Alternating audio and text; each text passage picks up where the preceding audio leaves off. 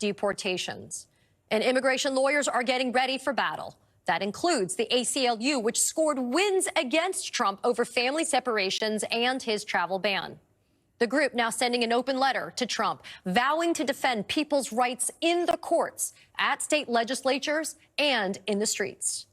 There's a lot happening today, including renewed threats from Trump to abolish the Department of Education. Trump picking MAGA ally Lee Zeldin to run the EPA. And Trump naming GOP Congresswoman Elise Stefanik to be the United States ambassador to the United Nations. But we're going to start tonight with the fast-developing fight over immigration. Joining me now is Cecilia Wong, ACLU National Legal Director, and Fernanda Mondi, political strategist and an MSNBC political analyst. My thanks to both of you. Cecilia, Trump is getting the gang back together. You got Tom Homan and Stephen Miller. They are the epitome of that idea that the cruelty is the point. Your thoughts on how bad it's going to be? So, Katie, absolutely. With the appointment of Tom Homan and Stephen Miller, Trump is starting to launch his attacks, not just on immigrants in the United States and people who are at the border seeking a fair chance to apply for asylum. Trump is really announcing that he's going to be attacking American communities around the country. Miller and Homan are both right-wing extremists. It's clear that with their announcement, these are the architects of family separation. These are the architects of the Muslim ban. These are not policies that the majority of Americans want. This is not about having a fair and secure processing of people at the border. This is really, as you heard from Trump himself, an attack on the interior of the United States. When they say they're going to launch the largest domestic deportation force in history, we have seen this before, not just with the first Trump administration, but when local sheriffs like Joe Arpaio, former sheriff in Maricopa County, Arizona, or police forces and sheriff's departments around the country decided they wanted to go after immigrants in U.S. communities. You see door-to-door raids with U.S. citizen children and spouses in mixed status families also taking the brunt. We fought this before and we'll fight it again. Donald Trump has announced with these two appointments, he's going to go door to door. He's going to go into our workplaces as Americans, and he's going to launch an attack. Well, we're ready to meet him wherever he goes. You know, Fernand, I have a lot of respect for Cecilia. I think, Cecilia, you are one of the most brilliant people that I know, but I'm going to respectfully disagree because you said this is not what a majority of Americans want. But, Fernand, a majority of Americans voted this in. When we played that sound leading up to this segment, right, that wasn't me saying it. That was Donald Trump and Tom Homan. That was Stephen Miller. Those are their own words. So, again, rendered speechless, this is exactly what a majority of Americans are asking for. It is indeed, Katie, and this is why so many of us were so concerned. We're sounding the alarm, really, since the moment it became clear that Donald Trump was going to seek the Republican nomination again and inevitably became the nominee of that party, because we are now going to be living a living nightmare here in this country. And let's not pretend or not sometimes speak the reality of the horror happening before our eyes. The immigrants are the first step. The idea here is to go after this group, the most vulnerable, to create this militarized force that will now have access to every sector of the United States. And they'll start with deporting undocumented immigrants without any concerns of what that means for the economy or the local communities or the fear and even the violence and death that is going to come and result from that. But it's also a pretext through which to have this effect that you will not be out of line. Anything you do that is against the wills of this Trump state will have these kind of punitive damages. You heard Trump himself in that clip you played said, "We will kill you if you come back. We will execute you, and we won't think twice about it." Right now, it has also set off a tremendous sense of anxiety across the country. I think you're going to be seeing over these next 2 months, before Donald Trump is sworn in as the next president, a movement all across the country. Many immigrants are going to try first to go to the sanctuary states, sanctuary areas, to try and seek some sort of respite, which will cause an issue of its own in those areas. So it's a dark time. There's no sugarcoating this. I think, as Cecilia says, we have to be vigilant. We have to come together as Americans and do what we can. But this is, sadly, the consequence of an election that had the worst and most dire consequences.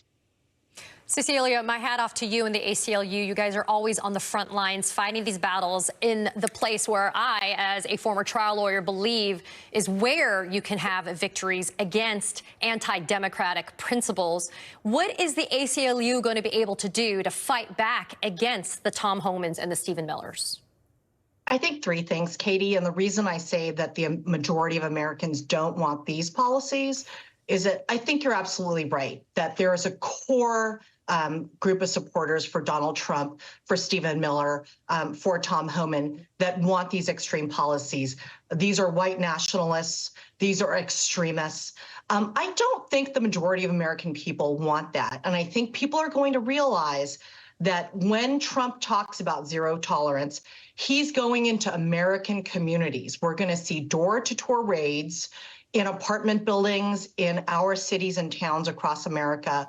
We're going to see our workplaces disrupted with ICE agents, possibly the military, the National Guard. Trump said he's going to call out a spare no expense, right? When we're already spending $19 billion a year alone on Customs and Border Protection, not to mention ICE. So we're going to meet him in three ways.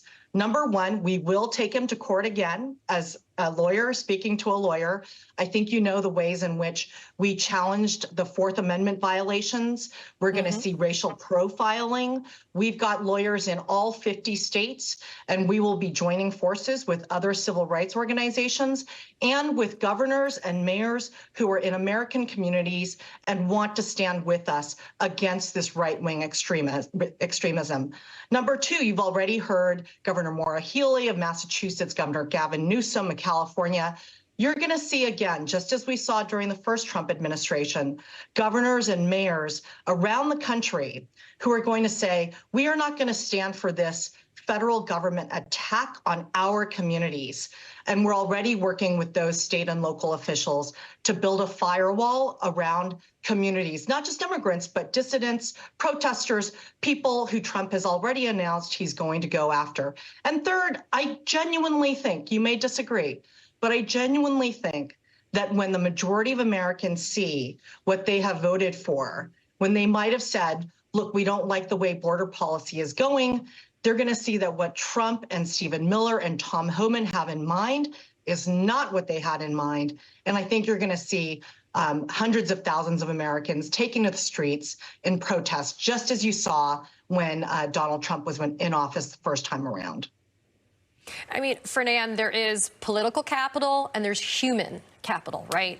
I mean, Cecilia talks about the value in being able to go and protest this, and yet we do know that there was political backlash the first time around when Stephen Miller did his draconian immigration policies. But, I mean, and I'm not trying to be a naysayer, and I'm definitely, if anybody knows me, I'm definitely not a pessimist, but Americans being alarmed and appalled by what they see, none of this was a secret, though. All of this was laid out clearly on the table as being the promise, the delivered promise that we're already seeing. I mean, there's no slack here, right, Fernand? We have Trump already naming people into these positions. You got Tom Homan saying, we're just going to deport them all together. I mean, we're going to take even the children, right, of undocumented immigrants, the children being born here. They are U.S. citizens. And yet Homan's like, we're just going to put them all together and just ship them out. Yeah, you know, I mean, again, like you, Katie, I don't want to be a doomsayer. I'm not here to make people scared. But unfortunately, it's Donald Trump and the MAGA message, which leads me to this position. I certainly hope Cecilia is right. I hope that the American people are able to exercise their First Amendment protected constitutional rights to peacefully protest.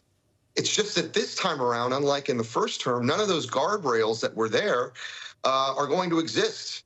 When there were protests in the first term, it was the chairman of the Joint Chiefs who said to the president, you cannot use the military, Mr. President, to intimidate or stop the free exercise of speech. This time around, I fully expect them to implement either the Insurrection Act or martial law or something that will try and stifle immediately those types of mass protests.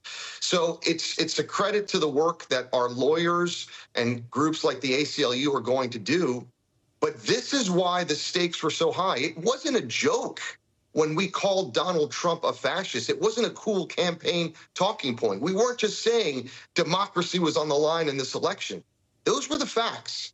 The American people have chosen, I think, unfortunately, but now we are at the mercy of what the Trump administration and those serving in the administration do. They still have to take oaths to the Constitution, all of them, to preserve, protect, and defend it, and the rule of law that comes with that.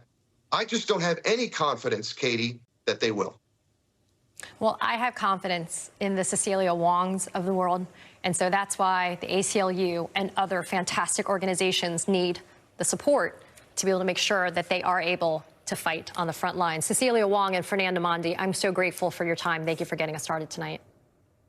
Thank you, Katie. Thank you, Katie. Coming up, how Democrats plan to fight back against Trump's plans for retribution against his political enemies.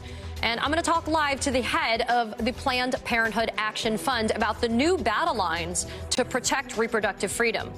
And later in the show, why some experts think the Trump-Elon Musk bromance is going to be very short-lived. We're going to be back in just 90 seconds. Agent Graves. She's my best. Honey? There's a file. You are going to steal it or your husband dies. Hunt her down. When you need brutal honesty, when you need answers first thing in the morning, you need your Morning Joe. Weekdays at 6, only on MSNBC.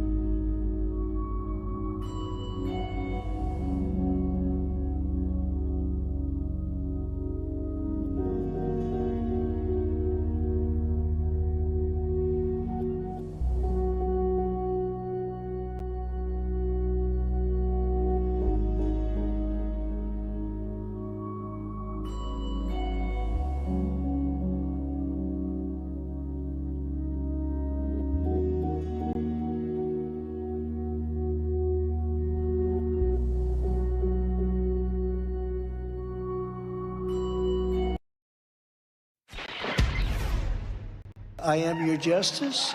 And for those who have been wronged and betrayed, I am your retribution. I am your retribution. As a candidate, Donald Trump promised retribution. And now that he is the president-elect, it's becoming all too real. Steve Bannon openly declaring who their targets are. Biden's getting swept out. Kamala Harris is getting swept out. MSNBC is getting swept out. The Justice Department's getting swept out. The FBI is getting swept out. You people suck, okay? And now you're going to pay the price for trying to destroy this country. And it does not stop there. MAGA lawyer Mike Davis, who's been advising Trump for years, had this warning for New York Attorney General Letitia James and special counsel Jack Smith.